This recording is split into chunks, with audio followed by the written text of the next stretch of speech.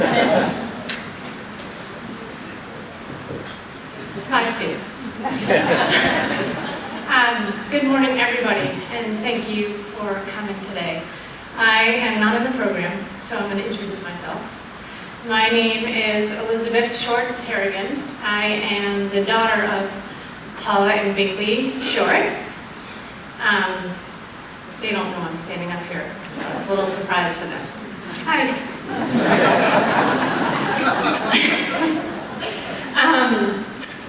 I wanted to, first of all, thank ECCF. I am blown away by the powerful people, the inspiring people that are here today. I really feel honored just being here. So, and I also want to say to them, thank you for your steadfast involvement in community, in giving. You've grown so much and you've done so well, and I just wanted to say thank you for this. I'm going to start with a story, and when I think back about my parents and giving, it started so young. So I guess the things that I remember most were the tangible acts of giving that really resonated with me. And it was, my clearest memory comes from 1988. So my sister was, let me check my notes here, you were 15. My sister Stephanie, my brother was 8 and I was 12. And my mom and dad told us about this organization that was only a few years old at the time. It was Lazarus House of Ministries in Lawrence. I don't know if you guys have heard of it, but they had this program in December. It's one of the first Adopt a Family in Need program.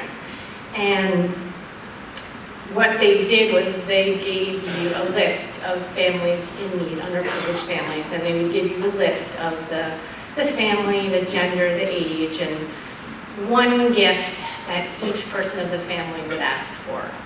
So this was our thing. We were going to come together as a family, and we were going to pull this together. So, page change. That year, we were assigned a family with 1 mom and 5 children, all under the age of 15. And what immediately hit home for my brother and my sister and I was that these 5 kids were many of our same ages, and their wish lists were warm jackets, hats, mittens, and I think the youngest asked for a doll. And for me personally, at 12 years old, there was a 12-year-old girl that was on that list. She asked for a jacket for Christmas. And then I just couldn't believe that someone that was, at the time we were in Ipswich, that was 2 towns away, was asking for a jacket. And here I was probably asking for Atari or something like that, and everything else that was on TV. And it really touched me. So what we did is we jumped into we had this huge big red van, we jumped into this red van, and we all headed down to, if you guys remember, Hill's Family Men's Store. It's not there anymore, and Woolworths. And so we get there, and got our list, and we start pulling jackets off, and I think we were in the basement. I think Hills had a basement, but everything was on tables, and we were pulling things down, and we were excited. Hey, I've got size 8 over here, and hey, here's a 4-year-old, like a bunting or whatever, and we were making a little bit of noise and some chaos. And in the excitement, the owner found us. I don't remember his name, actually. I did Google it, but now I forget it. But he came over because he could see all this ruckus going on and the excitement. And we told him what we were doing, and we showed him our list. And I remember that the magic of our mission as a family had just spread to this man.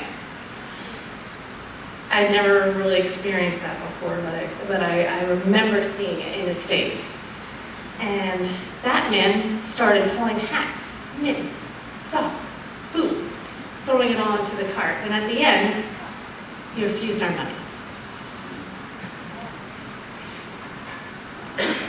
That meant a lot, and that spoke a lot, but he didn't have to say anything. He just said, I don't want your money.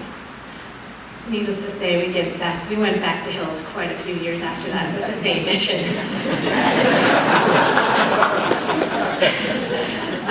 But it was the light in his eyes and the bounce of his step and the true delight that he shared with us that day that will resonate with me forever as a 12-year-old girl, and for my sister and brother as well.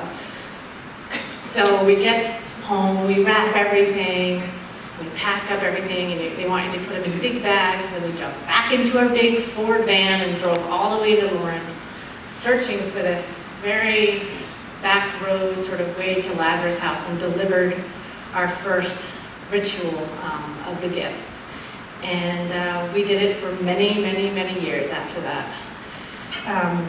It's a long story for this morning, but I want to thank my parents for that aha moment for me, and for the hundreds of other kind and generous moments that they have so beautifully just sprinkled throughout our lives.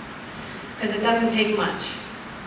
And their message has always been to find what gets you and jump in whatever capacity you can. It doesn't have to be anything big, but just get involved and feel the magic of giving. That's something that they always would say. It's magical. Don't do it for recognition, but do it for making a difference to someone somewhere. I've watched their commitment over the years, going here and there to meetings, and I wanted to just list a few of the things that I can remember in terms of them getting involved in. And they would be on the boards of places like the Sterling YMCA, Shore Country Day School, North Shore Community College, Essex County Community Foundation, the North Shore United Way, the Women's Fund of Essex County, the Pingree School, the Arthritis Foundation, the Wellington Management Fund, the Boston Foundation, College for Every Student, and I'm sure I'm forgetting many others, but these are just things that I remember talking about, seeing them come back and telling these stories. But most of all, I want to thank my sister and my brother, and I want to thank you for inspiring us at such an early age. Your messages are always clear, loud, and proud. You can make a difference at any age, in any capacity. The joy you will get from giving is magical, and it transcends. As your children, I can say that your legacy continues, and you will be inspiring the next generations as you already have been, and it always will. We love you, and we love your magic. Congratulations, Mom and